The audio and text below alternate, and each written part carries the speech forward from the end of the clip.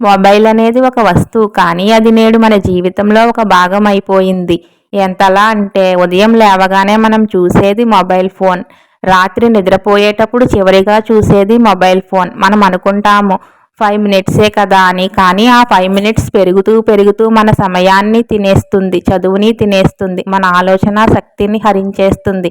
ఆఖరికి అది ఎంతలా మన లైఫ్లో భాగం అయ్యిందంటే నైట్ అందరం కూర్చొని భోజనం చేస్తున్నా సరే మొబైల్ చూస్తూనే భోజనం చేస్తున్నాము. ఫ్రెండ్స్తో కలిసి ఉన్న మన చూపు మొబైల్ స్క్రీన్ మీదనే ఉంటుంది. మనం అనుకుంటాము మొబైల్ కమ్యూనికేషన్ని పెంచుతుంది, బంధాలని పెంచుతుంది అని, కానీ అది మనల్ని ఒక ఉచ్చులో బంధించి ఉంచుతుంది. నిజమైన బంధం స్క్రీన్ మీద కాదు, మన కళ్ళ ముందు ఉంటుంది.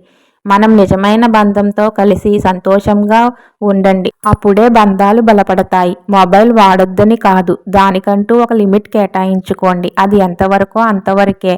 ఎందుకంటే మొబైల్లో నోటిఫికేషన్స్ వస్తూనే ఉంటాయి. మన జీవితంలో సమయం వృధా అవుతుంది, అది ఎప్పటికీ తిరిగి రాదు.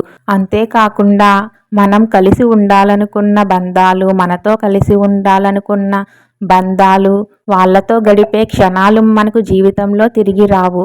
అందుకని ఫోన్తో కాకుండా మనుషులతో మాట్లాడండి అని నా ఈ చిన్న మనవి. Thank you for watching. Please like, share, subscribe.